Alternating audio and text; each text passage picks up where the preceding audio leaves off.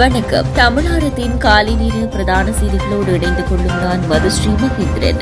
விரிவான செய்திகளுக்கு செல்லும் முன்பதாக முதலில் தலைப்புச் செய்திகள். மஹிந்தவுக்காக களத்தில் இறங்கிய சீன உளவுத்துறை. போர்க்குற்றங்களை மறைமுகமாக ஏற்றுக்கொள்ளும் சரத் பொன்சேகா. தமிழர் பிரதேசங்களில் தொடரும் காவல்துறையினரின் அடாவடி, எடுக்கப்படவுள்ள அதிரடி நடவடிக்கை. மனைவி மீது சந்தேகம், பச்சிளம் குழந்தையை கொன்ற தந்தை. பாடசாலை மாணவர்களுக்கு வெளியான மகிழ்ச்சி தகவல். நியூ ரங்கநாஸ் தங்க சுரங்கம், Markham and Steeles, 6055 Steeles Avenue East, C102. தொடர்பென விரிவான செய்திகள். 2025 ஆண்டில் முன்னாள் ஜனாதிபதி மஹிந்த ராஜபக்சவின் ஆட்சியை தீர்மானித்ததில் சீன புலனாய்வுத்துறையின் பங்களிப்பு மிக பிரதானமானது என்று அரசறிவியல் ஆசான் மு. திருநாவுக்கரசு தெரிவித்தார்.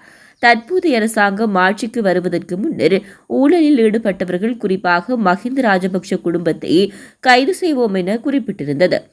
மேலும் ராஜபக்ஷ குடும்பத்தை சிறையில் அடைப்போம், அவர்கள் தொடர்பிலான விசாரணைகளை முன்னெடுப்போம் எனவும் தேசிய மக்கள் சக்தி தெரிவித்திருந்தது.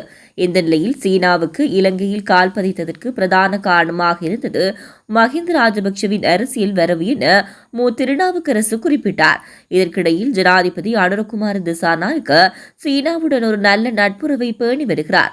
இந்த நிலையில் மஹிந்த ராஜபக்சவுக்கு எதிராக நடவடிக்கைகளை முன்னெடுக்க சீனா துணை நிற்குமா என கேள்வி வருகிறது.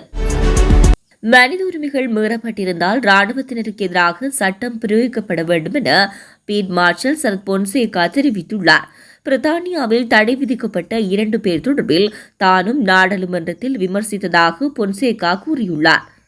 வசந்த கருணாகுடம் மற்றும் ஜகத் ஜெயசூரி ஆகியோர் போர்க்களத்தின் முன்பக்கத்தில் அல்ல, பின்புறத்தில் போரிட்டவர்கள் என சரத் பொன்சேகா தெரிவித்துள்ளார்.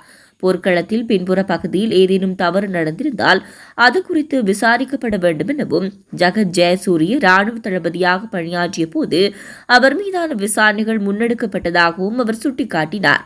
போர்க்களத்தில் முன்னில் நின்று போராடிய சவேந்திர சில்வா எந்த தவறும் செய்யவில்லை எனவும், போர் வீரர்களை பாதுகாக்க அரசாங்கம் கடமைப்படவில்லை எனவும் சரத் பொன்சேகா மேலும் தெரிவித்துள்ளார். காவல்துறையினர் அராஜகங்களுக்கு எதிராக நடவடிக்கை எடுப்பதாக நாடாளுமன்ற உறுப்பினர் ஸ்ரீ பவானந்த ராஜா தெரிவித்துள்ளார். சங்கானி பிரதேச அபிவிருத்தி ஒருங்கிணைப்பு குழு கூட்டம் நேற்று இடம்பெற்றது. இதனை அடுத்து ஊடகங்களுக்கு கருத்து தெரிவிக்கும் போதே அவர் இதனை தெரிவித்துள்ளார்.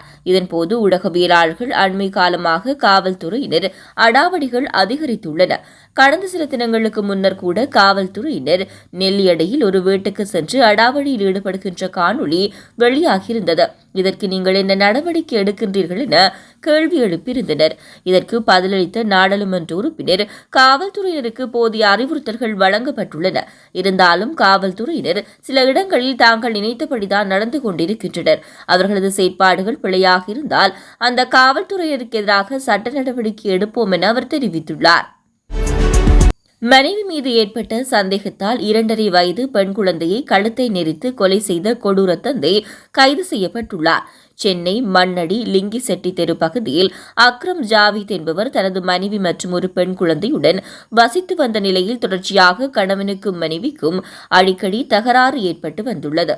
இந்த நிலையில் கடந்த திங்கட்கிழமை அதிகாலை குழந்தை மூச்சு திணறி இறந்துவிட்டதாக குடும்ப உறுப்பினர்களை ஜாவித் நம்ப வைத்து நாடகமாடியுள்ளார். இதனை அடுத்து சந்தேகமடைந்த மனைவியின் தந்தை போலீஸ் நிலையத்தில் முறைப்பாடு அளித்துள்ளார். இந்த முறைப்பாட்டின் அடிப்படையில் போலீசார் விசாரணையை மேற்கொண்டுள்ளனர். இந்நிலையில் பிரேத பரிசோதனையில் குழந்தையின் கழுத்து நெறிப்பட்டிருப்பது தெரியவந்துள்ளது. மனைவியின் மீது ஏற்பட்ட சந்தேகத்தின் காரணமாக குழந்தையை அவ்வப்போது அடித்து துன்புறுத்துவதும், தாயில்லாத நேரத்தில் குழந்தைக்கு உணவு கொடுக்காமல் பட்டினி போட்டுள்ளதாகவும் ஜாவித் போலீசாரின் விசாரணையில் வாக்குமூலம் அளித்துள்ளார். பிரேத பரிசோதனையின் மூலம் பெண் குழந்தை கொல்லப்பட்டது தெரியவந்துள்ளது. ஜாவித்தின் மனைவிக்கு ஏற்கனவே ஒரு ஆண் நண்பர் இருந்ததாகவும், தாங்கள் இருவரும் கருப்பாக இருக்கும் பட்சத்தில் குழந்தை மட்டும் எப்படி சிவப்பாக பிறந்தது என்ற சந்தேகத்தின் அடிப்படையில் குழந்தையை கொண்டதாக ஜாவித் வாக்குமூலம் அளித்துள்ளார். பாடசாலை மாணவர்களுக்கு பாடசாலை உபகரணங்களை பெற்றுக் கொள்வதற்காக அரசாங்கம் வழங்கி வரும் 6000 பெறுமதியான வவுச்சருக்கான செல்லுபடி காலம் நீடிக்கப்பட்டுள்ளது. வவுச்சருக்கான செல்லுபடி காலம் ஏப்ரல் 30 வரை நீடித்துள்ளதாக கல்வி அமைச்சு குறிப்பிட்டுள்ளது. ஏற்கனவே மாணவர்களுக்கான கல்வி உபகரணங்களை பெற்றுக்கொள்ளும் குறித்த வவுச்சர்களுக்கான செல்லுபடியாகும் கால எல்லை மார்ச் 31ஆம் தேதி வரை மட்டுமே நிர்ணயிக்கப்பட்டிருந்தமை குறிப்பிடத்தக்கது. மாணவர்களின் நலன் கருதி இந்த கால நீடிப்பை மேற்கொண்டதாக கல்வி அமைச்சு தெரிவித்துள்ளது.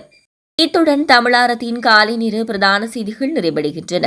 தமிழாரம் செய்திகளை யூடியூப் சேனல் வழியாக பார்வையிட முடிவதுடன் www.tamilaram.news என்ற இணையதளம் மூலமாகவும் பார்வையிட முடியும்.